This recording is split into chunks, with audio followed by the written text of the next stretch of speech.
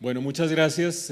Buenos días a todas y a todos. Y 20 minutos para mostrar los resultados de lo que ha pasado en 20 años, a razón de 1 minuto por año, y con el almuerzo encima y con una mañana completa de discusiones muy interesantes, sin pausa para el café, es suicida. Pero bueno, después de oír uno de estos tipos, que no se le va a medir algo.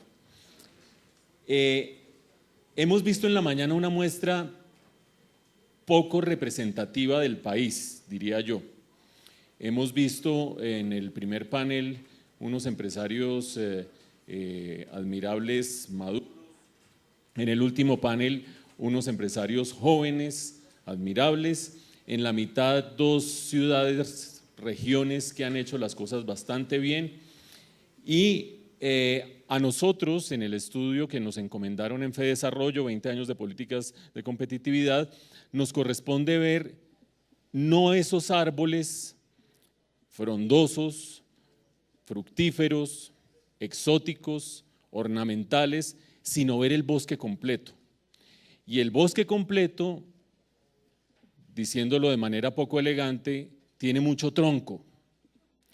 Diciéndolo de manera más elegante, como lo decía Eduardo Salazar hace un momento, tiene un pie en el siglo XVIII y un pie en el siglo XXI. Voy a leer unas frases de lo dicho esta mañana, 4 frases del siglo XXI, y los voy a invitar a contrastarlo con lo que uno ve cotidianamente al salir de esas puertas. Primero, empresarios que le tienen pánico a la comoditización porque saben que en la comoditización no pueden competir y hay que agregar valor y diferenciarse. Quiero que ustedes se pregunten cuántos conocen de esos y cuántos están dejándose comer por la comoditización. Segundo, destruir y cerrar partes de la planta para concentrarse en una sola línea y ser los mejores del mundo. Frase dicha en el primer panel. ¿Cuántos de los empresarios que están afuera están pensando así? Tercero, ver que llegaban las multinacionales y pellizcarse para reaccionar ante esas multinacionales en 1991, no ayer ni antier ni con el TLC, en 1991. Cuarto, lo decía Luis Flores hace un momento, la receta para este país es más competencia y no menos competencia. Esas son frases del siglo XXI. Vamos a hacer un recorrido un poquito tortuoso por este país que tiene un pie en el siglo XVIII y otro pie en el siglo XXI. Y quiero arrancar por, ustedes me indican dónde señalo yo gracias, quiero plantear 3 ideas básicamente. Primero, ¿qué ha pasado grosso modo en estos 20 años? Segundo, ¿qué políticas se han desarrollado en estos 20 años? La presentación que hicieron por una parte Tatiana Orozco, por otra parte Santiago Rojas me va a eximir bastante de entrar en el detalle. Y tercero, hacer un balance y ver para dónde nos podemos mover a partir de acá. Arranco por lo sucedido en estos 20 años y uno ve este crecimiento de la economía colombiana, esta evolución de la economía colombiana y concluye que estamos en el mejor de los mundos, una economía que se triplicó medida en dólares en los últimos 20 años, en los últimos 10 años se duplicó medida en dólares. ¿Eso qué significa? Significa que en términos de crecimiento del ingreso per cápita ha habido una duplicación, un poquito más que se duplicó el ingreso per cápita en los últimos 20 años. Es decir, si uno parara aquí y nos fuéramos todos a almorzar como nos invitaba Stacy hace un rato, uno diría, celebremos todos y abramos champaña al almuerzo porque en los últimos 20 años que estamos analizando acá se triplica la economía, se duplica el ingreso per cápita. Ahora, ¿cómo se compara este ingreso per cápita con los de otros países? Guarden en la mente esta evolución del ingreso per cápita y compárenlo con este que estamos viendo acá. Colombia está por allá abajo, no hagamos muchas cuentas y muy estable, muy nadadito de perro, pero un perro más o menos, no diría yo ahogado tampoco, pero pues vean ustedes dónde está Colombia. Y empiezan a relativizarse mucho los resultados con cosas como esta. ¿Qué hay allí? La composición del Producto Interno Bruto colombiano entre 3 grandes sectores o 3 conjuntos de sectores. Lo que ustedes ven en gris son servicios. servicios que por definición son no transables, y no transables que tienen servicios de avanzada por un lado, pero también tienen servicios genéricos que recogen buena parte de la informalidad de este país. Y vean cómo la zona gris va creciendo, a veces se recoge un poco, a veces crece un poco más, en contraste con la verde, la azul, que son industria y son agricultura, y en gran contraste con la roja, que es la minería con su crecimiento reciente. Si la economía colombiana fuera plenamente formal y constituida por empresarios como los tres que oímos en el último panel, esta evolución sería muy satisfactoria, una economía volcada hacia los servicios. Una economía como la colombiana, donde en cambio 6 de cada 10 empleos se generan en la informalidad, y suscribo plenamente el llamado del panel anterior de que esta inequidad de competencia entre formales e informales es uno de los lastres serios de este país. Una economía con tal nivel de informalidad, con este perfil de crecimiento, es una economía en problemas. Alguno que quiera tener tema para el almuerzo, podemos hablar de una enfermedad holandesa en ciernes en este tipo de economía. Estas son las exportaciones. A mí uno de los muchachos que me ayudaba con el micrófono me dijo, mire esa pantalla para que no tenga que mirar para atrás, y ahí yo veo 20 años de competitividad en Colombia, entonces me toca mirar acá. Esto es exportaciones tecnológicas, de alta tecnología de Colombia. Y les quiero llamar la atención sobre la ubicación de Colombia, bien a la derecha, pero sobre todo sobre la reversión reciente de ese indicador, es decir, acentuando un poco ese perfil de enfermedad holandesa. Quiero cerrar esta primera parte de lo pasado en los últimos 20 años, triplicación del PIB, duplicación del ingreso por habitante, con dos reflexiones sobre productividad, porque detrás de la competitividad está la productividad. Primera reflexión, este es el PIB por trabajador. Cuando uno ve la evolución del PIB por trabajador y ubica a Colombia en este grupo, que este grupo no es exigente, esto no es Malasia, Indonesia, Tailandia, nada parecido. Este grupo son los vecinos. Vean ustedes cómo evoluciona la línea de Colombia, el comportamiento de Colombia. Ahí nos pegamos más o menos a México, pero vean ustedes qué está pasando por arriba con Brasil y con Chile. Ahora, no todo se mide con productividad por trabajador. En una economía inciden todos los factores productivos, trabajo, capital, tierra, tecnología, ustedes sumen y desagreguen lo que quieran. La productividad total de los factores se ve acá. Y aquí sí hay una diferencia fundamental de lo sucedido en los últimos 20 años. Vean ustedes que Colombia, bajo esta medida de productividad total de los factores, no solo no ha avanzado, sino que ha retrocedido. Es decir, nosotros crecemos jalonados por materias primas, jalonados por petróleo, jalonados por minería, jalonados por seguridad, sin lugar a dudas también, y nos olvidamos de que nuestra productividad está como lo muestra ese gráfico. Y con esa productividad, con un pie en el siglo XXI, altamente productivo, y otro pie en el siglo XVIII, estamos en serios problemas. Segundo elemento de esta discusión, aquel en el cual las participaciones previas de la directora de Planeación Nacional, Tatiana Orozco, y del ministro de Comercio, Santiago Rojas, me evitan entrar en mucho detalle. Quiero adelantarles el mensaje de esta segunda parte. Cualquiera diría, no, es que en estos 20 años no se ha hecho nada, porque con esa evolución de la productividad laboral y multifactorial, eso es porque nadie se ha puesto la camiseta, ningún gobierno ha hecho absolutamente nada. Primer mensaje, todos los gobiernos han hecho mucho, lo vamos a ver, y han hecho tanto que incluso han deshecho lo que han hecho los anteriores, lo que determina una falta de continuidad muy seria e incluso muchas veces contradicciones entre uno y otro. Vamos a hacer este recorrido rápido. Ustedes ven abajo cada una de las administraciones de los gobiernos, empezando por la administración Gaviria, Samper, Pastrana, Uribe I, Uribe II y Santos. Y van a ver en la columna como las grandes transformaciones, los grandes cambios, algunos de ellos institucionales, otros de otra índole. Y yo no me voy a poner a repetir uno tras otro. Tatiana Orozco hizo esta mañana un recuento bastante importante de lo que se ha hecho, pero quiero llamar la atención de ustedes sobre dos hitos fundamentales en este primer periodo presidencial del presidente Gaviria, expresidente Gaviria. Primero, la apertura económica. Elemento fundamental que muchas veces la gente lo deja por fuera de todo. Acuérdense de una frase de uno de los emprendedores: la receta para que un país avance es competencia, tráiganme el tigre y aprendo a correr.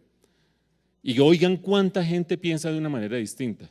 Segundo elemento a destacar de este primer periodo presidencial, el tema de los estudios de Monitor, que es el que nos convoca aquí para estar celebrando 20 años. No me voy a detener en muchas otras cosas, pero nos vamos al segundo.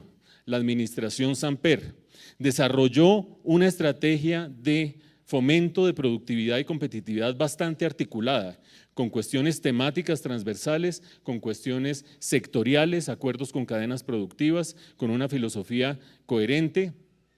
Desafortunadamente, por hechos que no voy a entrar aquí a discutir ni a detenerme a avanzar, la gestión fue pobre y sobre todo no se midió posteriormente en resultados específicos. Siguiente periodo, administración Pastrana. Marta Lucía Ramírez se fue desafortunadamente de esta reunión ahora, pero a ella le correspondió en gran medida tener sobre sus hombros esta estrategia que fue bastante articulada también y de la cual quiero destacar dos cosas. La primera, la política de competitividad, con el nombre que ustedes quieran, estaba en la cabeza del Ministerio de Comercio, es decir, internacionalización y competitividad de una sola mano. Y la segunda, hay dos estrategias claves aquí. La primera, Red Colombia Compite, algo que generó mucho entusiasmo como una red que permitía manejar temas transversales con comités específicos cobijados bajo Red Colombia Compite. Y segundo, los CARCES, empezar a pensar en las regiones, desde las regiones, con la interacción público-privada, cosa que hemos oído toda la mañana, pero que uno va a ver qué le quedó en las manos y resulta que tenemos a Barranquilla Atlántico, tenemos a Medellín Antioquia, empezamos a tener a Cali Valle, por ahí estaba Esteban, no sé qué se hizo, empezamos a sufrir mucho el hundimiento de, allá está Esteban Piedradita, a sufrir mucho el hundimiento de Bogotá, y parece que nunca hubiéramos pensado en todo esto. Pues vean, desde hace rato las ideas están allí, las ideas no hay que inventárselas ni sacarlas de cero. Viene Uribe 1 y quiero destacar aquí la agenda interna en primer lugar, agenda interna que fue promovida desde Planeación Nacional como un mecanismo para empezar a solucionar cuellos de botella para encarar el TLC. La agenda interna tuvo mucho de bueno y quizás un poco de malo, que empezó a diluir esfuerzos previos y esfuerzos anteriores. Listo, gracias, ahora veo aquí en la pantalla la información. En otras palabras, el fortalecimiento de la agenda interna empezó a debilitar estrategias de los gobiernos anteriores. Por ejemplo, el énfasis en lo regional, por ejemplo, el tema de los CARCES. Oíamos hace un rato la experiencia de Medellín y nos decían, esto arranca con la coalición o con la unión empresa, sector privado, academia, universidad, empresa, y resulta que arranca mucho antes en el caso de Medellín. Arranca, y Jaime no me dejará mentir si está por ahí todavía, arranca en el momento en que el Monitor empieza a hacer el estudio para Medellín. Desde allá arranca la concepción de una política de competitividad que después se traduce en una política de clústeres, 6 clústeres que hoy en día abarcan el 60% de la inversión en Medellín, clústeres que son importantes dentro de la economía de Medellín.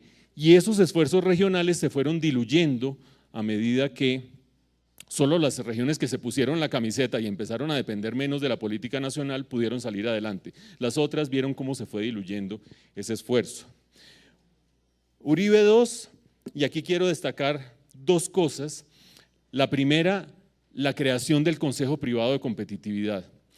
Rosario Córdoba estuvo moderando uno de los paneles, pero detrás del consejo estaba David Bojanini, está Antonio Celia, están 30 y pico de empresas colombianas, están incluso empresas extranjeras también, y son una vocería del sector privado que es fundamental, no solo porque los protagonistas de la competitividad son las empresas y las regiones, y por lo tanto cualquier política que esté alejada de empresas y regiones está medio condenada a fracasar, sino además porque una de las cosas que se va a ver ahora que veamos el mapa completo, o ahí ya ustedes lo van viendo, es falta de continuidad, pare o siga, cambio de énfasis acá, cambio de paradigma cada 4 años, no sé para dónde voy.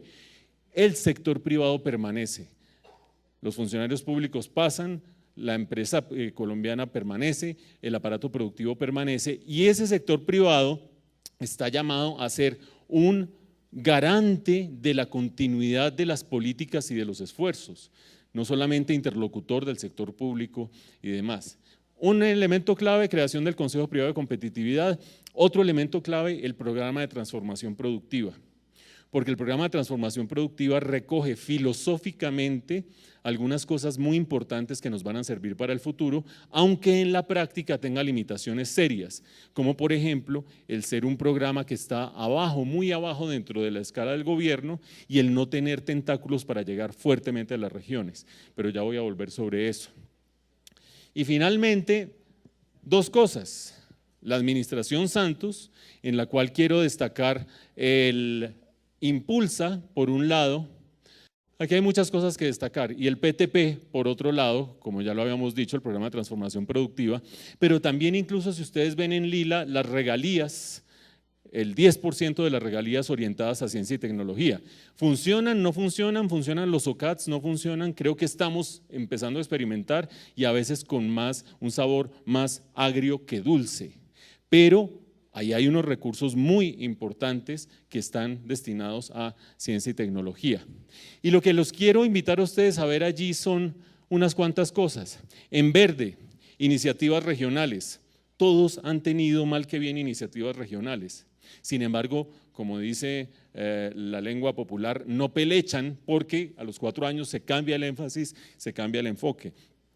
Segundo, en lila, cuestiones sectoriales o cuestiones relacionadas con transformación productiva o cambio tecnológico. Tercero, en negro, los cambios institucionales, cada cual, si ustedes ven arriba, pasamos de Estrategia Nacional de Competitividad a Política Nacional de Productividad y Competitividad, a Sistema Nacional de Competitividad.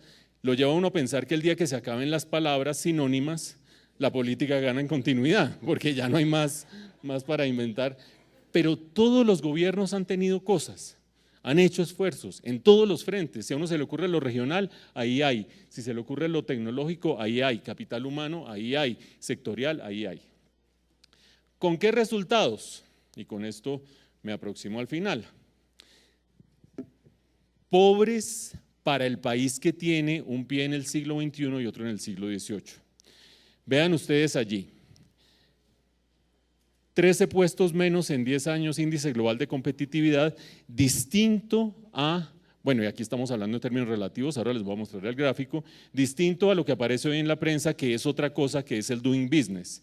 Doing business es una parte, y ya lo voy a explicar en qué sentido, de la competitividad. Ranking de países exportadores, caída de 9 puestos en 10 años. Hoy en día Colombia ocupa el 10º lugar en América Latina en exportaciones por habitante. El 10º. Y en importaciones por habitante también el 10º. Somos la 3ª o 4ª economía más grande de América Latina y estamos de 10º en internacionalización. Probablemente Luis ya se fue, no, ahí está Luis.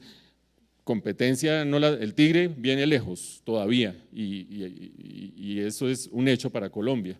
En pruebas PISA, educación, estamos de 56 entre 62 países. Cifras van, cifras menos, 56. Les doy un dato, las pruebas PISA dicen, de cada 2 muchachos de Colombia de 15 años que leen, que son la mayoría, uno no entiende lo que lee. El 50% de los muchachos de 15 años, cuando salgamos de este club, que se encuentre uno por delante, no está entendiendo lo que lee en Colombia.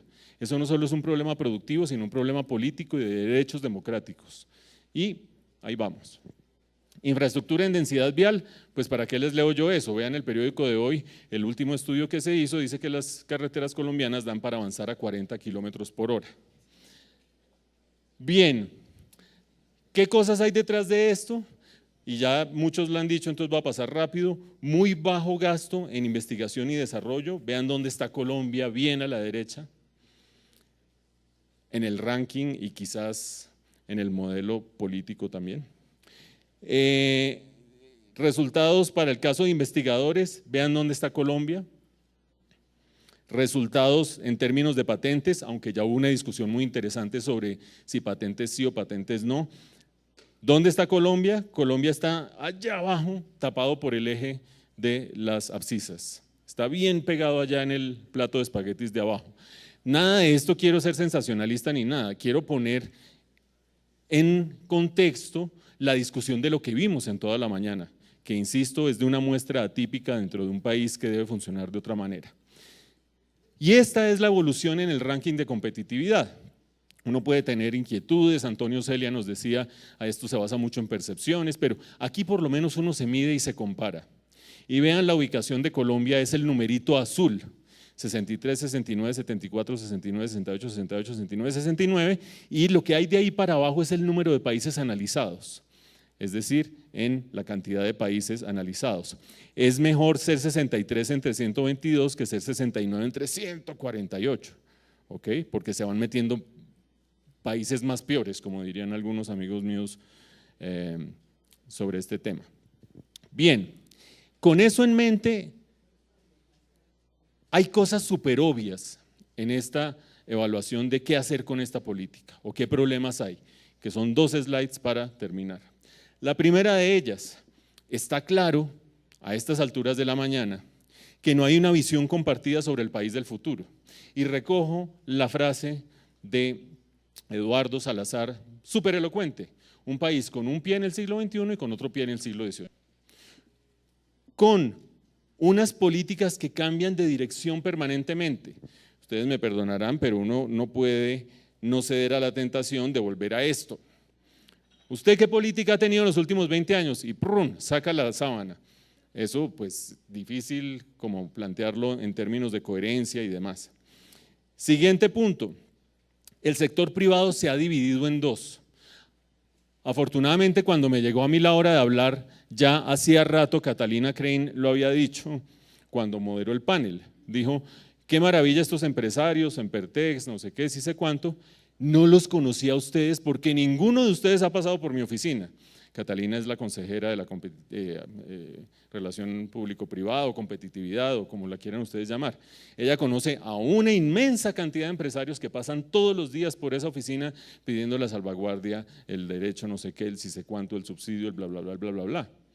Aquí las empresas que hemos visto hoy no han pasado por esas oficinas y son empresas que sueltan frases de este tamaño.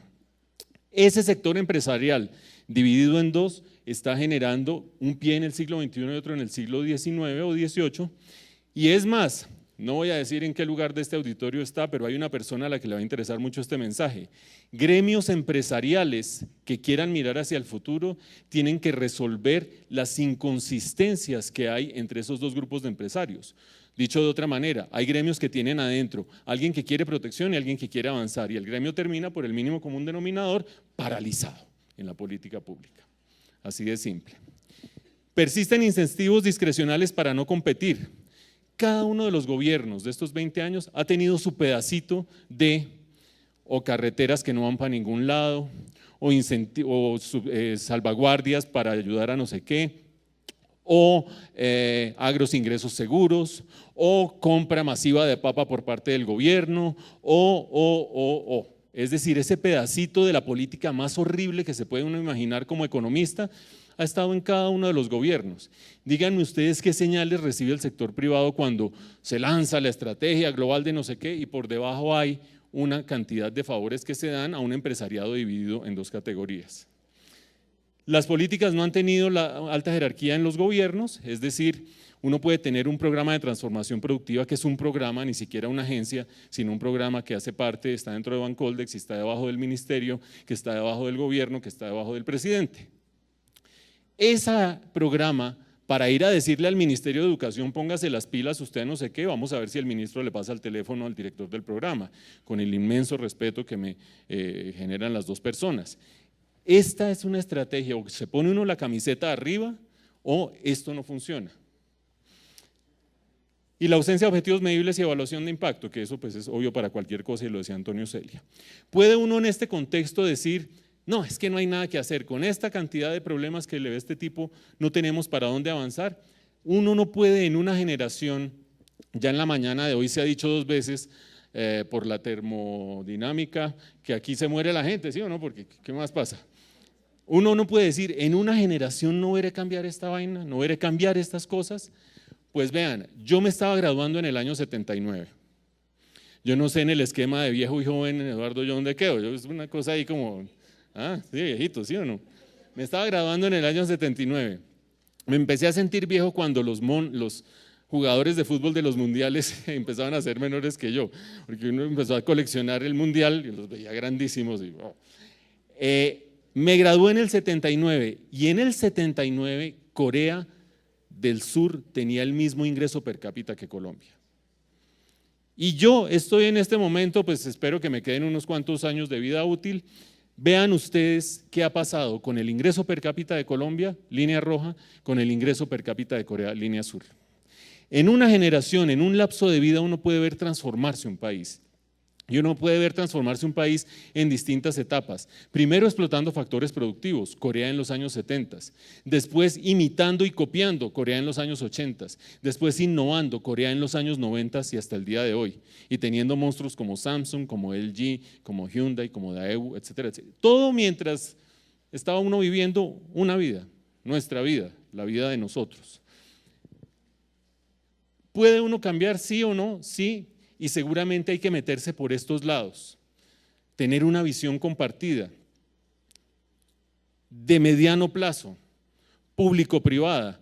Eso es fácil de decir, pero dificilísimo de lograr. Piensen ustedes nomás en el empresariado dividido entre el siglo XVIII y el siglo XXI, y aquí ya la cosa empieza a patinar seriamente, porque a la vez tiene un gobierno que es medio esquizofrénico, este o el pasado o el anterior o cualquiera. Atiende un poco al del siglo XXI, atiende un poco al del siglo XVIII.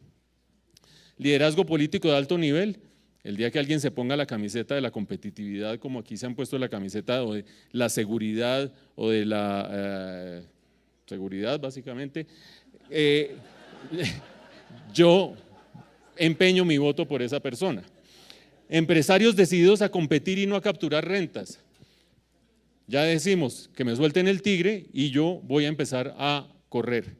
O vean ustedes en contraste la cantidad de gente buscando y capturando rentas en este país. Objetivos de largo plazo sin contradicciones de corto plazo, es más o menos lo mismo de la visión compartida de arriba.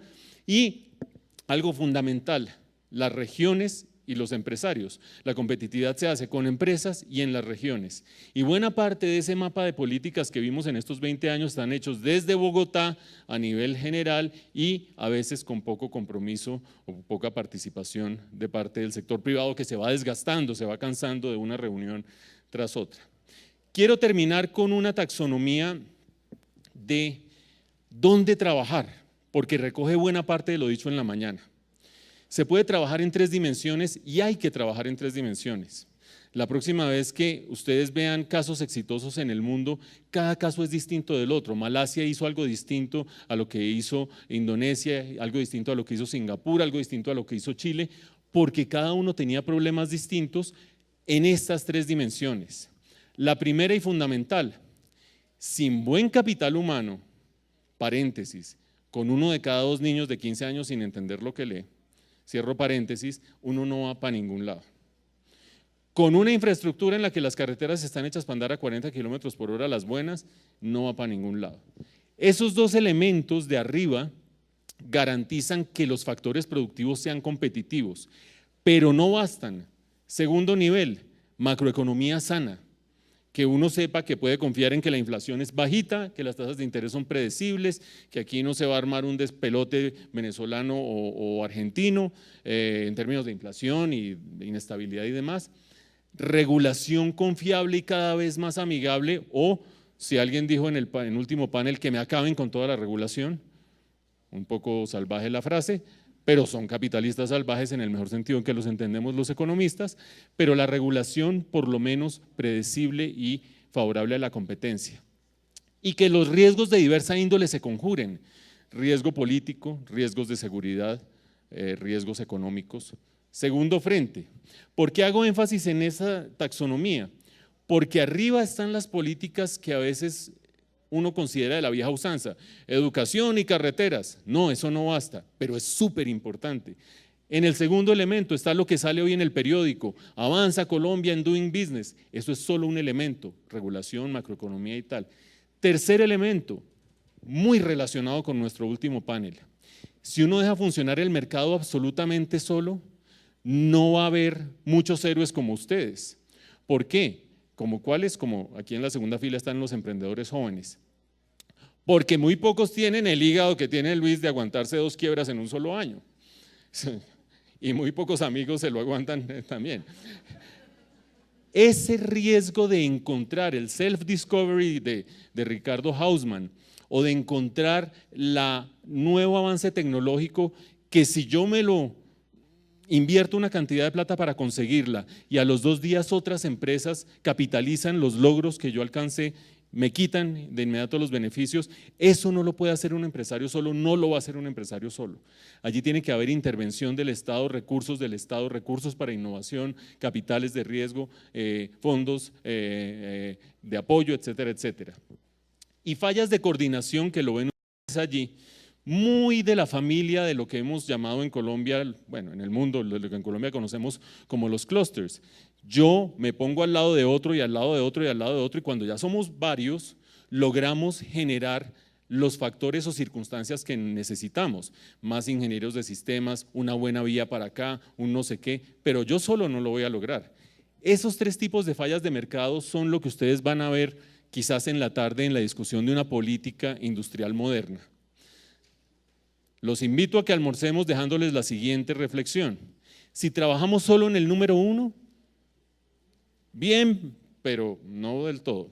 Si trabajamos solo en el número 2, que es lo que más hemos hecho, lo que más ha hecho Colombia, bien, pero vean los resultados pobres. Si trabajamos solo en el número 3, también fritos. Ahí hay una taxonomía súper simple de 3 frentes para trabajar en los próximos, no 20, sino 5 años, esperamos que sea así.